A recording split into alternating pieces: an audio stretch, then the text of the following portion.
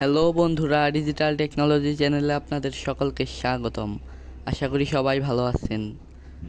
অনেকের mobile phone automatic ঘুরে যায়। আজকে এটা সমাধান করা শিখব। তো শুরু থেকে শেষ পর্যন্ত দেখতে হলে অবশ্যই আমাদের সঙ্গে থাকুন। চলুন শুরু করা যাক। প্রথমেই আমরা নিচের দিকে দেখতে পাচ্ছি সেটিংস, এখানে ক্লিক করব। নিচের দিকে যাব, এখানে লেখা আছে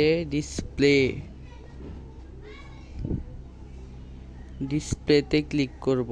কারো ওপরে বা নিচে থাকতে পারে, অবশ্যই খুঁজে নেবেন। এখানে লেখা আছে অটো রোটেট স্ক্রিন, এটি বন্ধ করে দেবেন।